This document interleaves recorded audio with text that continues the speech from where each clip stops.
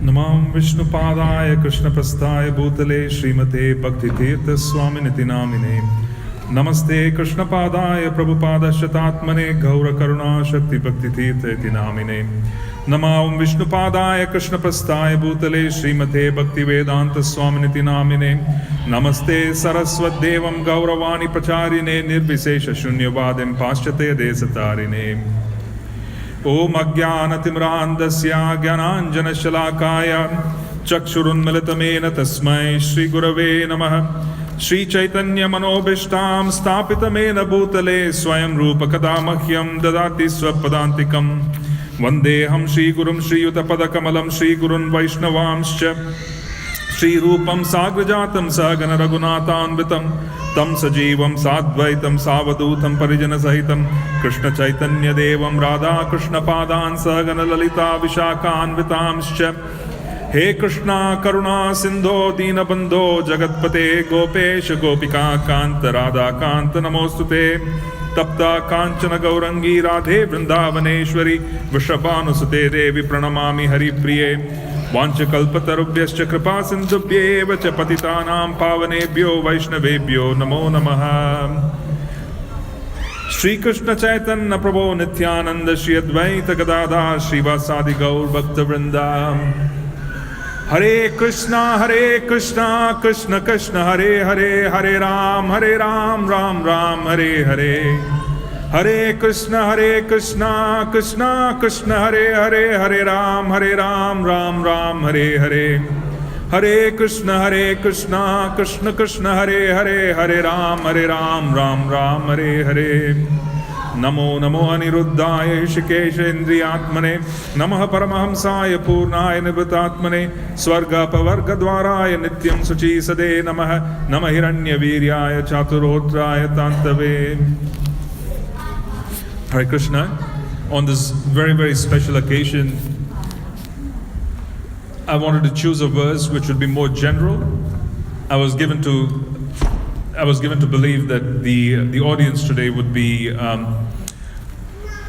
from Manchester, who would probably not be fully into Krishna consciousness. So we wanted to give a little bit of grounding on the philosophy. We also want to touch upon spirituality in general as well. It's a big topic. And given the context of the day and also the context of what we wanted to share, I happened to choose a verse. I'm just going to read the Sanskrit and I'm going to read the translation. It's from the Bhagavad Gita, and it's the Bhagavad Gita as it is. And it's the 4th chapter, 24th verse. Brahmarpanam Brahmahavir Brahmagnau Brahmanahutam Brahmaivatena Gantavyam Brahma Karma Samadhinam. A person who is fully absorbed in Krishna consciousness is sure to attain the spiritual kingdom because of his full contribution to spiritual activities in which the consummation is absolute and that which is offered is of the same spiritual nature. So it's a very, very important verse. It's one of my favorites. And before we talk about this, we need to understand the general condition of the population in the world. And then we'll talk a little bit of history, and then we'll come into the specific context of Krishna consciousness and where we are today and the purpose of the festival which is being held. In the United States, that's where I am from, in the United States, you have the self-help industry. This is people who want to improve their lives, they want to reach their full potential. The self-help industry in just the United States, most recently, the statistics are it's an $11 billion industry. There's $11 billion being spent by people in wanting to improve their lot. It's quite an awesome figure. It's improved for the last 10 years. It's gone from $1 billion to $11 billion. It's a phenomenal figure. And this includes corporations. Corporations believe the employees are not operating at their full potential. They believe they can do a lot more. They believe they're operating at 20%, perhaps even less. Corporations believe that they're spending money and the employees are not really delivering. The corporations are spending billions to train their employees to reach full potential. That's one side of the story. The other side, there are many people, regular people of the population who believe they are under-operating. They believe that they're operating at 5% of their potential. They don't really believe that they are giving what they can do to life in general. See? And then there are also people who are generally unhappy. So there are three classes of people who go for self-help. One is you have the corporations, and then you have people who believe that they're operating in some kind of a flu. You know, when you have a flu, you're not quite 100%. People believe their life is a flu, and they're not 100%. They want to be able to improve themselves so that they could be 100%, work, being a parent, being, you know, whoever they are in society. They want to be able to contribute 100%. And then there are also people who are generally seeking the next level. They are thinking that they're not feeling good, so they want to go to the next level. So overall, broadly, there are three classes of objectives which fall in the self-help industry. The first class is people who believe that they want to live a full life. They believe that they are not feeling as good as they ought to be feeling from a health perspective. They believe that the mental health is deficient. They believe that they can reach full potential. This is the first class. And the second part, there are generally a class of people who believe that they have something missing. They have a lack of knowledge. And as a consequence, they're searching for knowledge, and they believe that perhaps I can attend the self-help course, I can buy this book, I can go in for, this kind of coaching, and that would help me reach, that would fill some kind of a vacuum of knowledge, and that would help me reach full potential. And then you also have a class of people in America, perhaps in Britain, and the rest of Europe, in the Western world. There is a vast majority who are simply unhappy. It's the truth. There's a vast majority who are simply unhappy. They're searching for happiness, which is the quest of the human race, but it is all the more prominent. People are actually sad, they're depressed, they need help. They're searching for help. You see? There's a certain commonality of pursuit for self-help. And that's the reason why we have $11 billion being spent in America every year on this industry. 11 billion, staggering amount. It's quite a big industry. But then, the fact is, people are not satisfied. They really are not getting what they're supposed to get, even after spending a vast majority of, it's a vast fortune which is being spent by people in trying to improve their lives. You have rows and rows of books. Publishers put out statistics of books which are completely focused on spiritual self-help. They put out books which are non-spiritual self-help. You have statistics. It all staggers to 11 billion. Now, what is it which is common? There's a common pursuit. There's a certain commonality. It cuts across classes. But yet people are not getting what they're supposed to get. It's a fact. They're spending money, but they're not getting the lot for their money. Now, I'm going to ask you to set this common agenda so that we understand what is the commonality, what is missing in self-help. Why is it that the industry is so big, so much money is being spent, there's so many amazing speakers, and yet you don't have results? Why is it so? So we want to set a common stage. We want to understand whether there is a common quest for the human race. Let's understand that first. I'm going to ask the audience here 3 questions. I want you to play along with me. Normally questions are asked at the end of a class, but I'm cutting in and I'm kind of asking questions instead of you asking me questions. So I'm going to ask you 3 questions and I want you to play along. And the answers to these questions are either yes or no. There's no in between. It's either yes or no. So the first question, and these are not trick questions. These are not trick questions. The first question: how many of us in this hall want to die? Okay, good. Thank you. Yeah, I know the answer. You don't have to tell me. How many of us in this audience is seeking the higher level of knowledge so that they could reach their full potential? How many of you? Let's see a show of hands, please. I want you to play along. Everybody is seeking knowledge. Okay, good. Okay, yeah, we are on the internet. We have our little tablets on our phones. And it's evident that we are seeking something. We are constantly searching. We are seeking knowledge. It's quite obvious that people do not want to die. Even if someone is terminally ill, the medical industry, the pharmaceutical industry spends billions of dollars to prolong life by a month or 2 months. The quality of life is not so good. They want to prolong life by a month or 2 months because there is a quest for living. By nature, it is intrinsic that we want to live. We don't want to die. We are seekers of life. We want to live forever. This is our quest. This is a human quest. We want to seek knowledge and we want to understand who we are. This is a human quest. And I'm going to ask the third question. I said 3 questions, I've completed 2. The last question that I want to ask you, how many of you in this audience wants to seek happiness, wants to be happy? Let's see a show of hands, please. Thank you. We want to be happy, aren't we? Now, believe it or not, I can take these 3 questions and I can go to any audience in the world, immaterial of their social status, immaterial of what the economics is, immaterial of the religion they follow, immaterial of gender. I can pose these 3 questions and the answers would be the same. The answers would be the same. There's no ambiguity. The answers would be the same. For the first question, do you want to die? They would say, no, we want to live. We want to put money into it. We want to be able to live. There's a quest for living forever because it's intrinsically a part of human existence. It's a part of our existence. We want to live forever. Tasting eternity is a part of who we are. That's who we are deep within. If I want to ask as to whether you're seeking knowledge, wanting to improve yourself and improve your lot, the answer is yes, because most people read and read and read from different websites. Perhaps even the same news item, you're on television, there's so much information. In fact, today's age, there's more data than wisdom.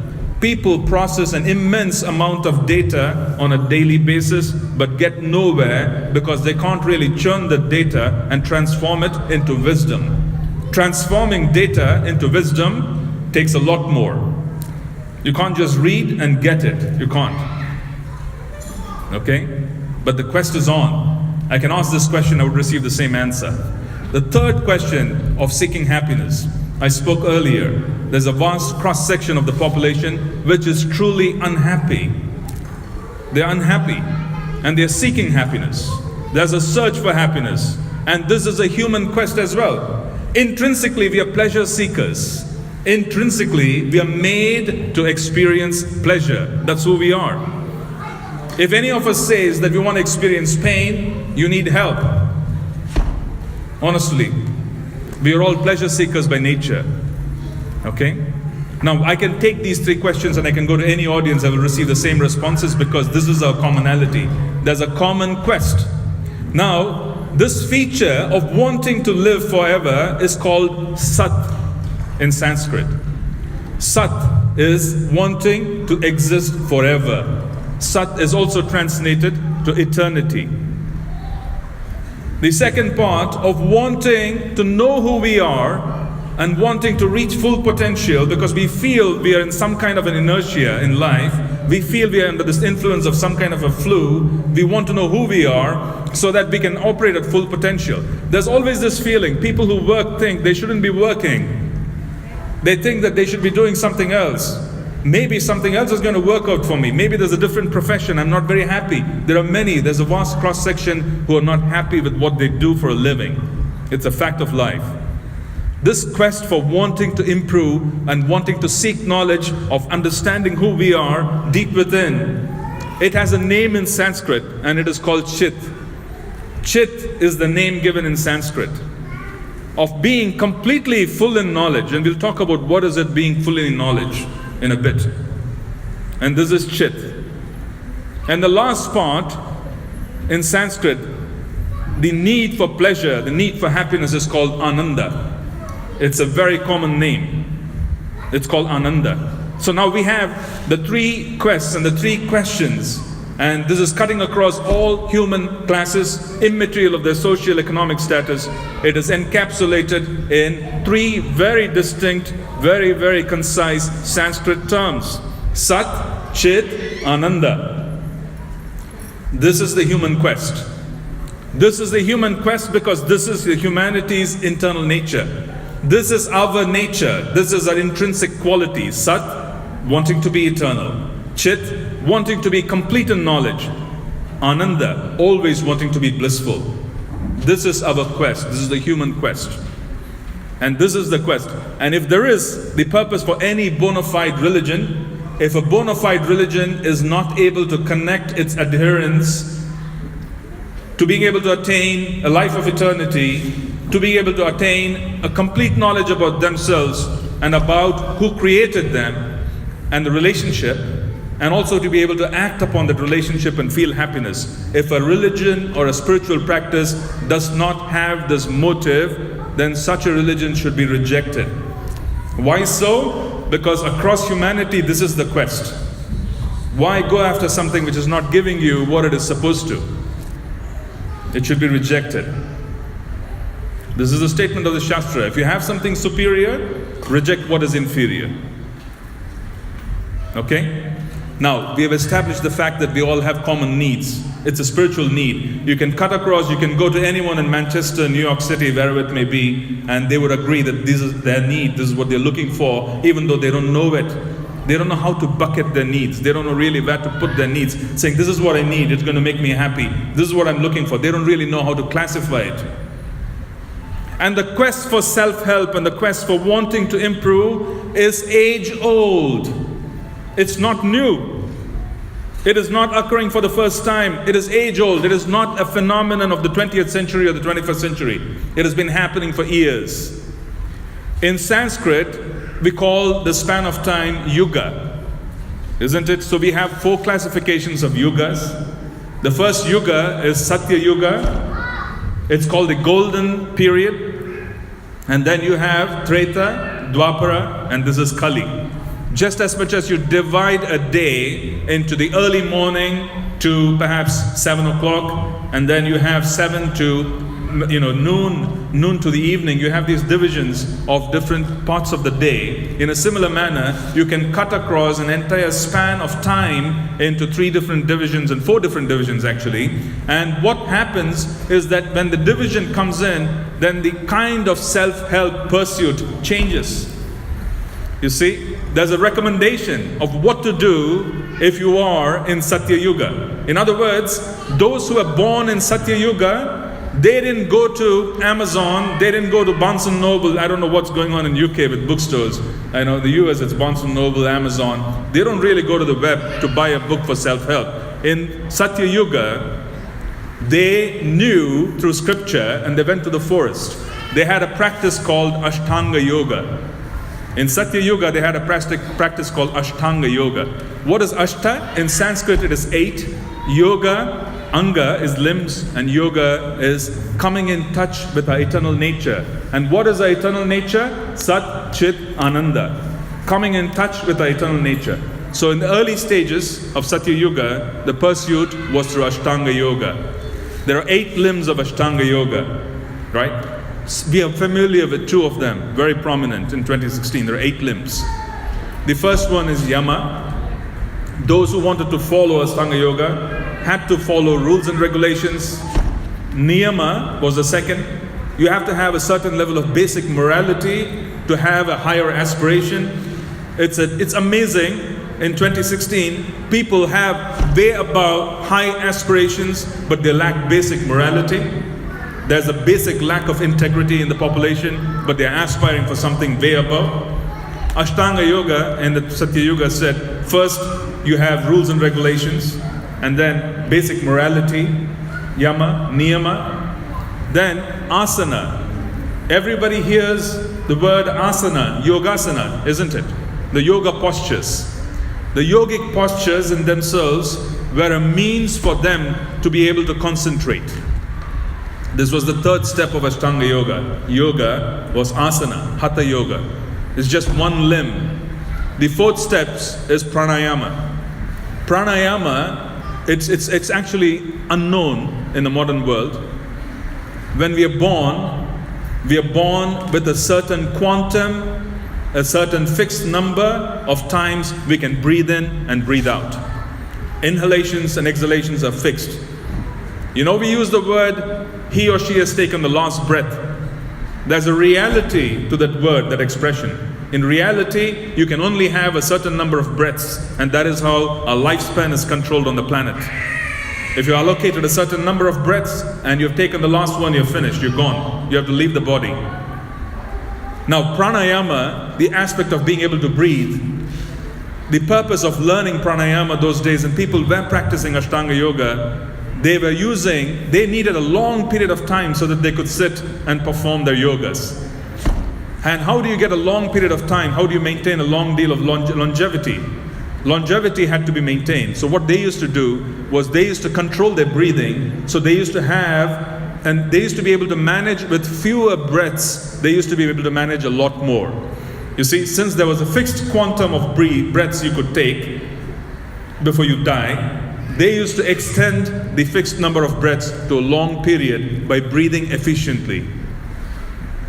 Pranayama was particularly used so that they could exist on the planet for a long time without having to bother. Longevity was increased. All of this culminated into a simple practice called pratyahara. What is that? It is simply a matter of being able to control their senses. And after controlling your senses, what do? In Ashtanga Yoga, you concentrate. You don't want the mind to be disturbed. You want to be able to concentrate. All of this is just done so that they could fix themselves. And after concentration, they meditate on the object of worship. We meditate on the deity and get fully absorbed, that is samadhi. These are the 8 steps. The next yuga, self-help and reaching full potential, took a different turn. The next turn in the next yuga was people conducted fire sacrifices. Elaborate fire sacrifices to attain the same motive as was done in the Satya Yuga. In the 3rd yuga, which is Dwapar Yuga, that was the yuga when Krishna was born, 5,000 years back, there was a concentration on deity worship. You know, the forms of the Lord which are on the altar right there in the stage, they are called deities. They are bona fide forms of how Krishna is. And there was a complete concentration and focus on being able to worship the deity form of the Lord with great pomp and tremendous amount of opulence. This was the means of self-help. This was the means of self-help. And what is it which is being given to us in Kali Yuga? This is the 4th age. What is it which is being given to us in Kali Yuga? We don't have longevity. We don't have good memory. I can't see anyone sitting here because I've removed my glasses. And if I wear my glasses, I can't read. I have to change my glasses. This is how defective we are. You're all blurred. I can just see images, but you're all a bit blurred. It's very defective. And I'm sure some of you face the same problem. Some of you can't hear, maybe you can't see, fully as much as someone else could. So there's a defect. So in Kali Yuga, we have very little to live, very time. The lifespan is very low. We also have problems with our faculties. We can't really understand things as we ought to because the perception is very defective. And then we also have numerous distractions where coming in touch with something very bona fide is very difficult. Coming in touch with something bona fide. And how did we define bona fide? What is bona fide? Bona fide system of spiritual practice has to be able to give you eternity, has to be able to give you complete knowledge of yourself and the Lord and your relationship with Him, and it should also allow you to act, and all of that should give you happiness. The human population suffers from their ability to come in touch with something bona fide. They struggle. Imagine wasting your short lifespan in a pursuit which is not going to deliver. This is a human failing. Because there are so many distractions, people go after each one of those, and then finally when they come around, they say that, I've been cheated. That's the reason why you have $11 billion industry that's thriving. Why so? Because they're looking for the next magic trick so they could improve their lives. And you could be spending billions and billions and not getting anywhere because you don't have the right ingredients to put in. Human existence is a paradox. It is a strange thing. We want to live forever and we constantly aspire to live forever, but we see death all around. Isn't it strange? No one believes that they're going to go. No one believes they're going to go. They think it's happening to the next guy. It's not going to happen to me because it's a strange thing. We all believe we're all going to be on forever. So we want to live forever, but death happens. It's a fact. We are constantly seeking knowledge, but we are constantly also in ignorance. We are also wanting happiness, but our happiness comes and goes. This is human existence. and what is to be understood. When you're looking for Sat, when you're looking for Chit, when you're looking for Ananda, it is not available in the human realm. It's available in Krishna. Krishna's nature is eternal. He is complete in knowledge and he is completely blissful. When you come in touch with someone who is eternal and someone who is complete in knowledge and who is completely blissful, we have an opportunity to attain the same nature fully. That's his nature. So human existence is quite a paradox. The way it works is that if we don't do what is right, we're going to be spending a few more lifetimes coming back to try the same thing. It's quite something which is quite bewildering. So what is it which we're trying to attempt to do here tonight? We are here to celebrate the appearance, the Janam as we call it in Sanskrit, Janma of Krishna, the birth ceremony of Krishna. And we are celebrating it here in Manchester. It's also happening in so many different places around the UK and in different parts of the world, depending on where you are in the time zone. What is so special about being a part of a ceremony, an evening of this kind? What is so special about it? What did I say early on? His nature is eternal. His nature is full of knowledge. His nature is to be completely blissful. When we connect by our activities to his nature, we also attain the same quality.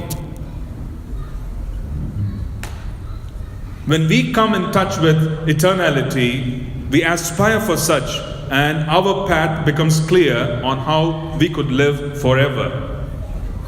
Living forever is a quest. It is fulfilled when you come in touch with someone who is living forever. If I were to tell you that Harvard or Yale or Oxford is amazing, it's just phenomenal degrees, they give you the best education and so on, you might ask me, have you been there? And if I tell you that no, I haven't been there, then you might question my ability to really give you an answer as to whether something is good or bad. The Shastra, which is Bhagavad Gita, has been written by those who have already experienced Krishna's eternality. They've experienced his complete knowledge, and they've also experienced bliss by coming in touch with him. How many of you experience happiness when there's kirtan? There was kirtan half an hour back before I started speaking. How many of you experienced a great level of bliss? It was just not the music. There's all kinds of music available. How many of us experience the kind of bliss which was shown by when we play kirtan? Let's see a show of hands. Why is it that we can never tire of this? There's no such thing as tiring of kirtan. Why is it so? Because it has the nature of God in the holy names. His nature is eternal. His nature is knowledge. And his nature is full of bliss. And we are looking for it. This is the human quest. And your quest ends here. And when you participate in a ceremony of this kind, you are practically living and connecting to festivities that occurred 5,000 years ago that have been occurring for millenniums in the world. This festival has been celebrated for millenniums, for millions of years. When you connect to something which has been celebrated for millions of years, you become a part of it. That's the nature of spirituality. That's the nature of spirituality. When you come in touch with spirituality, you become a part of it. When you take an apple and you offer it to him, it becomes spiritual. And it has the ability to give you happiness even greater than before it was offered to him. Why do we say prasad, which has been offered to him, is so delicious? It is delicious because it has come in touch with spiritual nature. You buy matter for a few pounds and you bring it to the Lord, it gets transformed into spiritual. We come in and we become a part of a setting which is celebrating an event which is eternal. We become eternal. It's a matter of time. This is your doorway of entering into eternality. This is your doorway of understanding who you are and who is the Lord. This is your doorway of attaining happiness. This is like a spiritual embassy. It's like a building. It's an embassy. You just walked in, and then you are participating in something so profound and which has existed for millenniums, and its nature is spiritual, then you become spiritual. So that's the reason for our participating in events that have occurred for millenniums. That's the importance of coming in touch with the Lord on His appearance day. There's more to it. There's more to it, and I'm going to let the events speak for themselves. I'm going to request everyone to be here until midnight. It's very auspicious. Experience what is to happen until midnight, and then ask yourself if you felt very different if you have not done this before. You will feel very different. It would have made a big change in your lives. Why is it so? Because you have begun your journey. You have just stepped into the spiritual sky. You have just come into eternal time. You have just come into eternal happiness, and you're going to be given immense knowledge as you progress further on the path. This is our quest, and we are wanting to plug in and be a part of it. The more absorbed you become, the greater would be your access to eternality. Greater would be your access to knowledge. Greater would be your now access to bliss. The more absorbed you become. The more serious, greater would be what's given to you. Okay? I just want to see how good we are with time. Yeah, 30 minutes. So to quickly summarize, we started out by giving a short synopsis of the self-help industry. We wanted to understand why in 2016, after all the development the Western world has seen, is an industry which is called self-help, which means people need help. Why is it thriving? Why is it a multi-billion-dollar industry? And we started looking at it from a very objective perspective. We said, people are not getting what they're supposed to get. And as a consequence, they're going back and trying different things. They're dissatisfied. We also looked at the commonality of human existence. We wanted to know why people are dissatisfied. Why is it that someone goes to a course? Why is it that someone buys a self-help book and then they don't really get what they're supposed to get? They don't feel comfortable and they have to keep going. And then we looked at the fact that the human quest can be bucketed, can be put into three categories. The first category that you put in the human quest is a quest for eternality. People want to live forever. The second category is they want to be complete in the knowledge. They feel quite incomplete. I don't know who I am. I'm in some kind of an amnesia.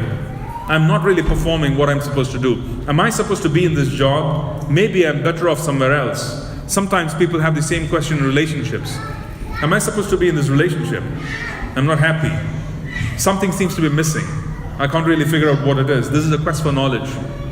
They're trying to figure out what it is. They're searching in the internet. They're searching through their little phones and their iPads, whatever it is. They're not getting it. And then there is this quest for happiness. People, many, are neutral, and there's also quite a majority who are clearly unhappy. It's a fact. They're unhappy. They're depressed. They're searching for it. So when I asked you three questions of do you want to live or do you want to die was the question. The second question was, are you seeking knowledge? And the third question was, are you seeking happiness?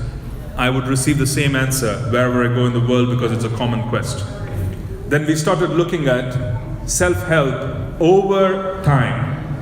In Satya Yuga, self-help was Ashtanga Yoga. We looked at the components of Ashtanga Yoga. You ultimately want to control yourself so that you could concentrate. Ashtanga Yoga is 8 limbs of yoga. Treta Yuga, there were vast fire sacrifices where elaborate arrangements were made and sacrifices were done so that self-help and full potential could be reached. In Dwapar Yuga, there was worship at a high standard. And this Yuga, there's only one recommendation. And what is that recommendation? Harer Nama, Harer Nama, Harer Namaiva Kevalam, Kalo Nasteva, Nasteva, Nasteva, Gatir Anyatha. This is from the scripture. What does it say? It essentially says that in the Kali Yuga, in this age which is called a dark age, where our longevity is questionable, our perception is questionable, our ability to understand profundity is very questionable, people forget things. There's only one means of self-help, and there's only one means of self-help, and there's only one means of self-help. Something is being repeated thrice so that people get it. And what is it which you ought to do? Chant the Hare Krishna Maha Mantra. It's extraordinary and it's easy to do. The Hare Krishna Maha Mantra, if you're not already chanting, is the recommended process for self-help and reaching full potential in this particular age. So the mantra is Hare Krishna, Krishna Krishna, Hare Hare, Hare Ram, Ram Ram, Hare Hare. This is the means of being able to attain complete potential in this age. This is the means. This is the means for self-help. You don't need to spend $11 billion. You don't need to. You really don't. This program is free. This program is free, and that's what they're trying to do here. They're trying to distribute self-help. You're going to be getting information, you're going to be given books, and you're going to be given classes. You're going to come in touch with people who are serious practitioners, and all of this is free, and it is happening worldwide in our society. And all of this has a clear purpose. Its purpose is to help people reach their full potential. It is to help people reach their full potential. Chanting is to help people reach their full potential. And we also spoke a bit about the festivities. Then you connect to Krishna, who is eternal, who is full in knowledge, and who is completely happy, bliss, very blissful, Sat Chit Ananda. Then we have the ability to also participate in such an existence. So today's festivities have been happening for millenniums, and we are plugging into eternity by being here. This might look like a little hall, a stadium, whatever it is, but we are plugging into eternity. The moment you come here and become absorbed in what is happening tonight, you will have an opportunity to enter into eternity. You will have an opportunity to open up your knowledge base. You will get connected to the source of all knowledge. And you will also have the opportunity to experience happiness which is sublime, which is beyond this world, and which is not dependent on economics. It is not dependent on the political scenario in the world. It is not dependent on even health. It's completely independent. Okay? So I think I'm going to stop here. I don't know if there is any opportunity. I'm sorry, 5 more minutes. Yeah. So he says there are 5 minutes. So if anybody has a comment or a question, I would probably be able to answer that. Yes, please. You started with the shloka. You didn't go into that. The shloka, the shloka itself, Brahmarpanam. Yeah, the purport of the shloka, the essence of the shloka is exactly what I spoke of today. The essence is, I will read it again, so that I did exactly that, but I'll show you. It was done in a different way.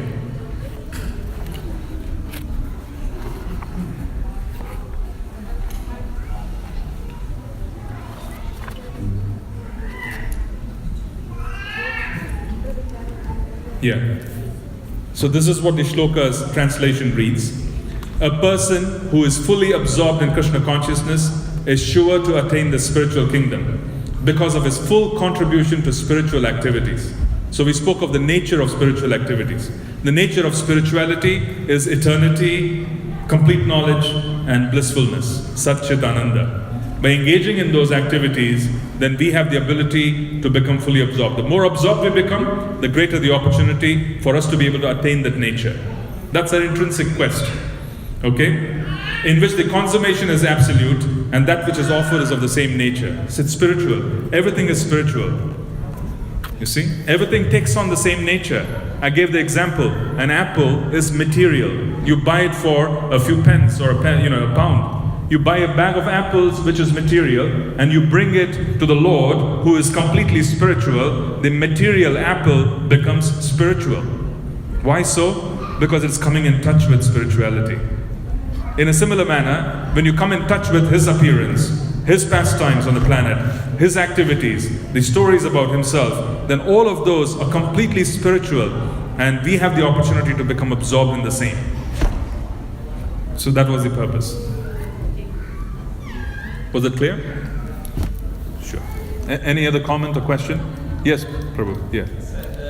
Self-help is like the industry is something like religion has also become really as much as knowledge industry. And we feel that this will become Absolutely. So I made a comment earlier on when I was speaking. The self-help industry doesn't work, and one has to understand the purpose of religion as well.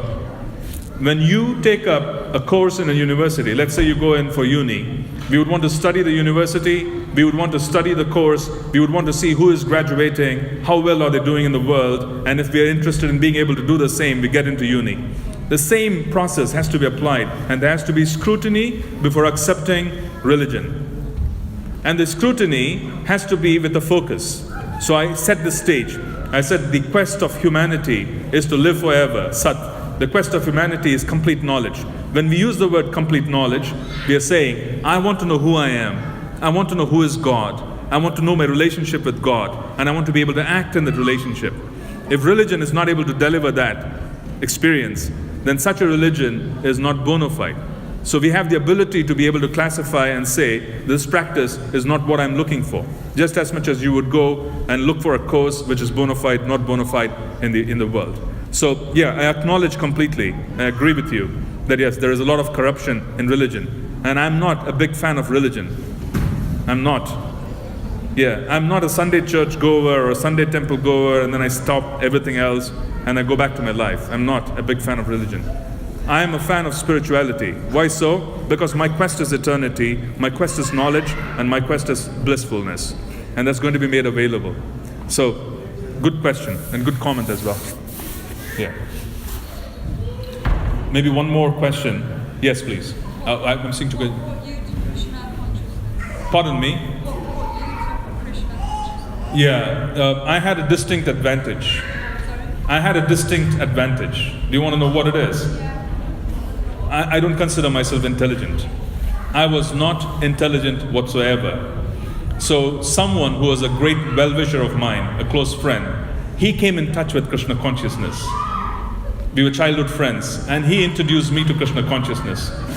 And then I heard the kirtan.